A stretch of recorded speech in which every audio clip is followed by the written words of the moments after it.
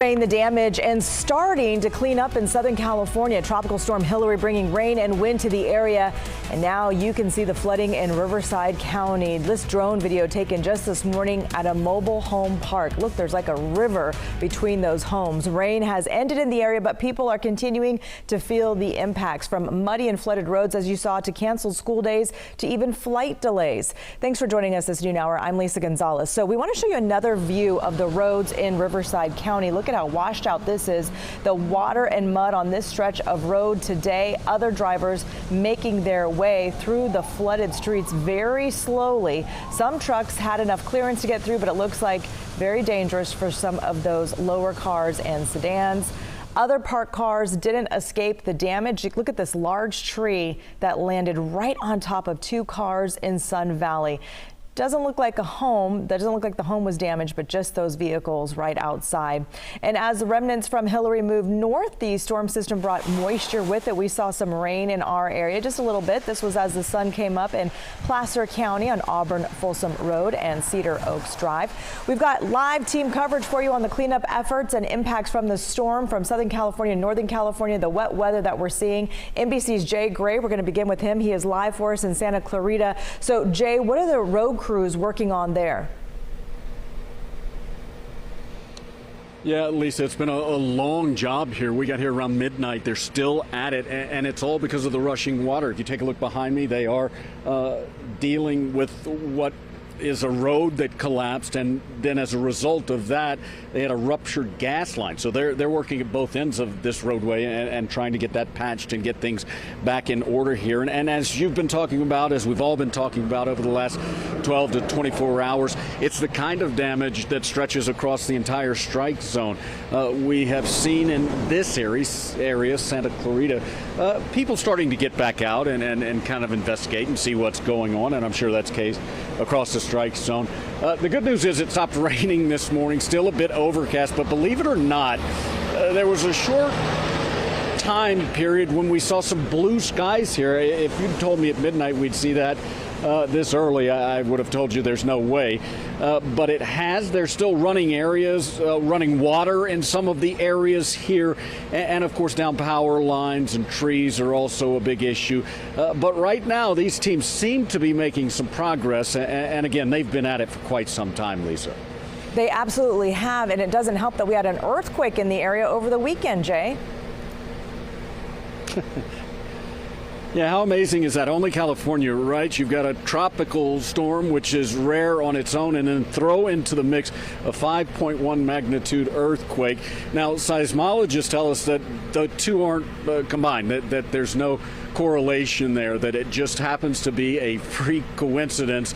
And so we saw some things shaking and rattling. What officials are telling us is no serious problems as a result of the earthquake, and unbelievably and thankfully, no serious injuries or catastrophic damage as a result of the tropical storm.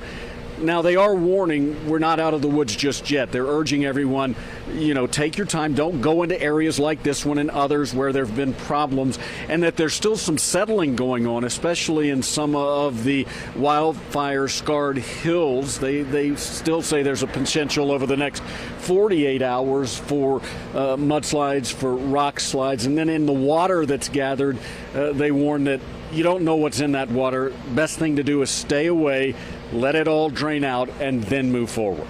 And we do know they're taking some precautions from San Diego to LA with closing school for the day, right, Jay? Yeah, absolutely. It was a tough decision. They went back and forth on it, but yesterday afternoon announced that they would be closing the school system. They said that kids get out too early, teachers get out too early. They would be out when power lines were down, when there were things across roadways and sidewalks, and they just didn't want to take that chance. One of the superintendents pointing out that the tropical storm is a threshold to close schools in Florida, in Mississippi, Louisiana, the places where they experience tropical storms on a regular basis. So they were following some of that guidance. I mean, it's important to point out, and we've done so a lot, but, in this area, we're used to wildfires, we're used to earthquakes. not tropical storms, not hurricanes. Don't really pay attention to hurricane season, I guess, until this weekend, right, Lisa? Absolutely. And like you said, probably a good idea that they followed suit for what the people with experience in this situation do, and they in fact close the schools, like you said. Jake Gray reporting live for us. Thank you so much. We continue our live team coverage now with meteorologist Heather Waldman. So what are we seeing right now? Well, the remnants of Hillary, really just the energy left over from the storm, it's racing away to the north really quickly. Any of the energy that we could trace is here across northern Idaho into parts of eastern Oregon. This little area of low pressure off the coast of California is the same system we've been talking about really for the better part of the last week. This low kind of tapping into some of the moisture that Hillary brought up from the south. So kind of a mix of two different systems, somewhat indirectly impacting the weather in northern California so far today. A little bit of light rain still moving across the northern part of the valley. A couple of showers as you go up into the foothills and the crest of the northern Sierra. This is all beneficial rain. No lightning being detected with any of that wet weather, and rainfall amounts anywhere from a few hundredths to a couple of tenths of an inch of rain. So nice to get some of that moisture in the ground. We're all clear, at least for the time being, in the San Joaquin Valley, but the satellite picture is showing something interesting here. We're starting to get some breaks in the clouds that may energize the atmosphere just enough to get some scattered thunderstorms going from the San Joaquin Valley into the foothills this afternoon. Lisa will talk a little bit more about that in a few minutes. All right, now some roads are closed in Rancho Mirage as those water flows cross the road. As you see here, lots of orange cones are up to discourage drivers from trying to cross the rushing water. Other people are just walking out, as you saw one person there. The Los Angeles mayor and fire department chief say no serious damage or injuries from the storm have been reported. First responders, though, were very busy. Overnight, we did continue to receive a significant number of storm-related calls for service. During the 24-hour period of August 20th, 2023, the LAFD responded to 1,833 emergency incidents. We received a total of 4,105 telephone calls to our 911 dispatch center, and this represents over 1,000 additional emergency phone calls than our normal average. Now, as you heard Jay mention, no damage was reported from the earthquake that they also had in Southern California. But thousands of people remain without power right now. The state's dashboard shows more than 1.1 million people don't have electricity in the southern part of the state. Many of those are in Riverside County. Let's get back over to meteorologist Heather Waldman. So what kind of rain totals are we looking at from that storm? Yeah, and keep in mind the rain is done falling here in Southern California. These are 48-hour rainfall totals. LAX measuring just over 2.5 inches of rain. That number closer to the average rainfall for February. They typically really don't get wet weather during the month of August, but you notice the bigger rainfall totals were as you head to the north and east into the higher elevations, which is what was expected as the wind carried that moisture up the sides of the mountains, much like what we see sometimes in the west slope of the Sierra during the wet season. It really enhanced those rainfall amounts. So in Santa Clarita, where you saw Jay Gray a few moments ago, over 5 inches of rainfall there. In the hills north of West Covina, over 6.5 inches of rainfall, and almost 9 inches of rain in the mountains to the north of Riverside and Rancho Cucamonga.